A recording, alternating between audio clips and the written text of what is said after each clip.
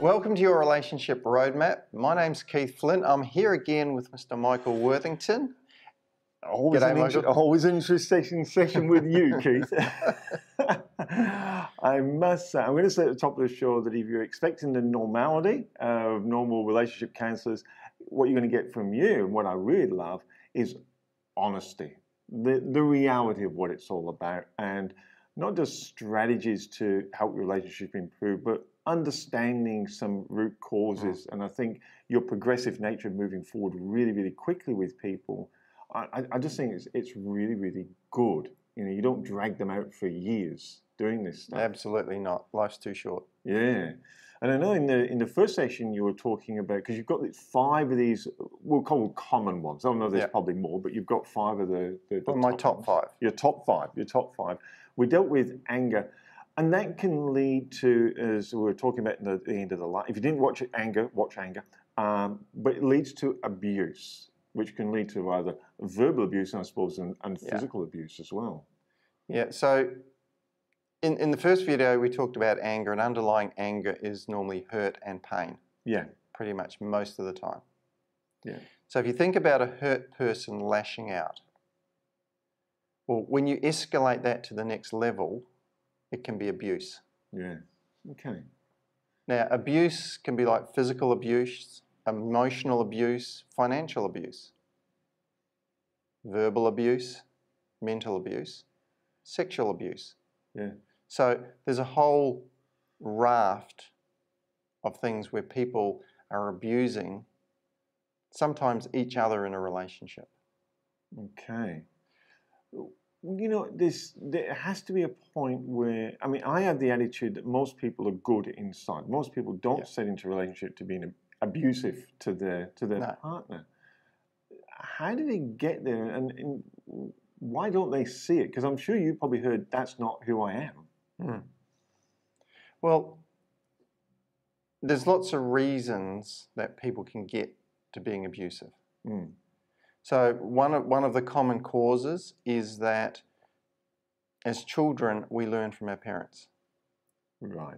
So if there's any abuse going on in the home, then children are going to naturally learn it at the unconscious level.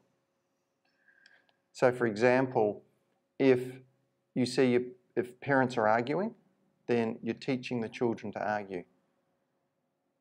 Right. If children are growing up seeing either parents hitting each other, then part of their world is going to be that hitting people is normal because they see their parents doing it.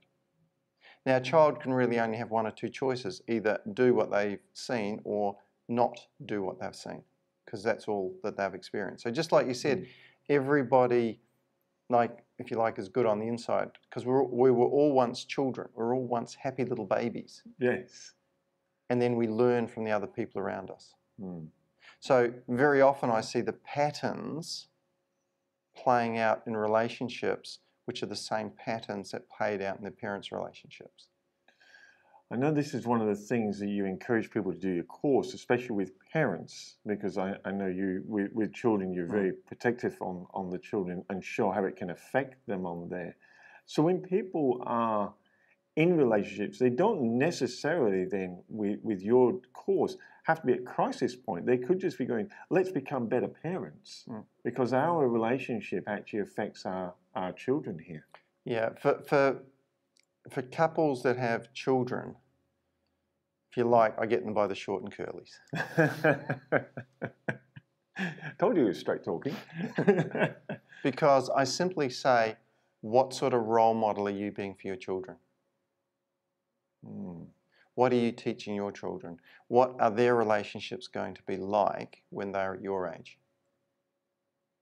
Yes. But I can spend more time on that later, because I just want to focus on abuse at the moment. One thing you said about abuse that you made me raise my eyebrows, and you said financial abuse. Yep. That was an interesting one, because I guess people go, oh, abuse, I just yell at somebody or I hit somebody. You said financial, and I thought, oh, hold on, what's going on here? Well, I have to fess up, in my relationship, if you like, one of the things that I did was controlled the finances. Right. which was a form of financial abuse. I made a really, really stupid decision when I was married. We just bought a house. It was in a beachside suburb, and we bought at a time when interest rates are at 18%. I remember those times. Yeah, they were shockers. So I made this really stupid decision that we were going to pay off the house before the kids went to high school. Right. So we were a single income family, 2 kids, and I was working in Melbourne. Right. So Melbourne's a city over in Victoria, Australia. So the nearest station, because I travelled by train, was Hampton, which was a 5-minute bike ride away because we only had 1 car. Right. But that was zone 2. Up the road was Brighton Beach. That was zone 1 and zone 2. So in order to save money, I was riding an extra 30 to 40 minutes a day just to save money. Okay. So what that meant was I was controlling the money because I was putting as much money off the mortgage as I could. So we had a budget. So if you like, things were tight. Whenever my wife would ask for things, I'd probably roll my eyes or sort of like resist. And when you do that often enough, it sets up resentment. Because they don't have their own control. Yeah. So again, it was a really, really stupid decision because I should have asked, when do you want the house paid off? And she probably would have said, I don't care so long as we're happy. And when the children are going to school, then I can go out and work. Yes. And the other thing was that I should have also just simply given her the money. Right. Because she was good at looking after money because she had been a single mother. Right. Okay. So I should have just earned it, given it to her, ridden a bike 5 minutes instead of 30 to 40 minutes. I would have had more family time. Okay. And if you like, the emotional abuse in there also came in because when I didn't get my way, I would sulk or I would get upset, I'd get angry and work out some other way that I could get my way at some other time. Right? So again, that's a form of emotional abuse because I was not being a team player. I was not working with it. So a lot of what I do when I'm working with people is built on my practical experience of knowing what I did wrong. And if I could go back and do things differently, these are the things that I would do. And I appreciate you sharing that. And I think that's important. We're in Western Australia and we have a lot of fly-in, fly-out workers. And I'm sure a lot of them would listen to something like that and go, oh my goodness, I'm doing fly-in, fly-out to earn all the money, control all the money, pay off the debts. We're going to be very well off. And probably not realizing that actual attitude puts a strain on and maybe encourage them to say, maybe I just need to talk to my partner about this. Yeah, well, again, we can do fly in, fly out as a separate topic because I believe there's a better setup for FIFO workers, fly in, fly out. But coming back to abuse, why would you ever want to be in a relationship where there's abuse? Yeah, you wouldn't, would you? Yeah, but a lot of relationships, there is abuse in many forms. So I guess that raises a question, and we hear, and I don't mean to pick on ladies, but we hear quite a lot, and look, I'm not in those positions, but somebody says, why didn't you just leave? And you hear them say, I can't. And is it because they don't have a safe haven to go to, or no one understands them, or no one protects them? What is going on here that people get themselves trapped and then become accepting of that types of conditions? Well, sometimes it's economic. Sometimes there's children involved. Sometimes people are just living in the hope things are going to get better. Right. Yeah. So there's many reasons why people stay. Then often will come a point when they will actually leave. Also, the other thing in abusive relationships, the point at which people leave is when the abusive partner is likely to do something very serious. Right. Okay. You know, if they're depressed, they may commit suicide. Or, you know, you hear about one partner, you know, the murder-suicide. Yes. Yeah. Or threatening to take the kids. You know, so And again, if you think about long-term abusive relationships, people get caught up in patterns. So if you say patterns, then the person being abusive, and as I say, I believe people are normally good inside and they don't really want to be abusive.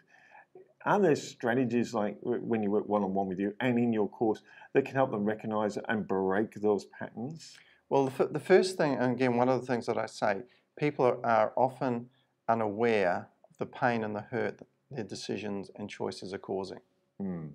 So part of my job is to help people really become crystal clear on the damage their behaviours are actually causing. Okay. Then it's up to them to really, once they see that, often a person will then take a good look at themselves. Yeah. Sometimes there's been too much damage done, which is really, really sad. One of the saddest things is when I see people who love each other but really can't get it right, or they just haven't had the right strategies, they just haven't learnt about relationships, and it's gone on for too long to the point where the other person can't see it continuing and it's just too late and they just want out, they just want to change. They just want to change. Yeah. That is a point. And those that want to stay, especially the person who's being abusive, they're suddenly going, oops, I didn't realize I got here.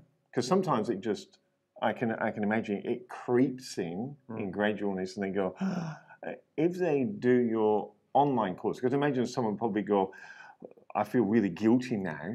Maybe I need to do something just privately. Let me see if I can just help myself. Will the online course be able to help someone in that position who's made the decision to say, let me just do this part, because maybe they're just too embarrassed to talk about it openly? Yeah, look, the online course is going to give people an understanding of relationships. So part of it is being able to step back and look at the structures. And if you go through and do the online course properly, then you're able to really just take an objective look and see where the weaknesses are, see some of the healthy strategies that could be used, see what you haven't been doing and what you need to do to get things back on track. Yes. And then they've always got the option of, after they've done the course, contacting another relationship specialist like myself or someone else to actually fine-tune it and perhaps work on some of those areas that they're struggling with. Yeah. Or they might even find another therapist. I'm not. Yeah. Yeah. But as you said, once they've gone that, they know that, and sometimes you do when you've gone through things like then you're more confident in yourself. I can work with someone like you to openly talk about it, and because I'm willing, and I think that's one of the things you said, they have to be willing to make the change. Correct. Willing to work and willing to make the change. Brilliant. Fantastic. Now, just the other thing I just need to mention about abuse. Yes. And I don't know how it plays out for the different cities you guys are in. But here in Australia, one of the things that we can Google is domestic violence. And you actually see that the government has listed out and defined exactly what domestic violence is. Oh, wow. So I had a case recently where I've actually had a number of cases where couples have come to me, but their parents they're actually in a domestic violence situation with their parents. One of my clients, his father actually spat at him and abused him. Another one, her mother actually said she should be dead. So when you have parents saying that to children, to adult children, that's also a domestic violence situation. By the way, I've had more than one mother telling a child that. Ouch. Now, I know that parents are just doing the best to protect their children. But again, these are domestic violence situations. So I encourage people really to look up what it is. I'm not saying they need to take action, but one of the things that they can do is really say, Google domestic violence or family violence and say, look, have a look to their partner. Let's have a look at this. Yes. Because we're both doing it.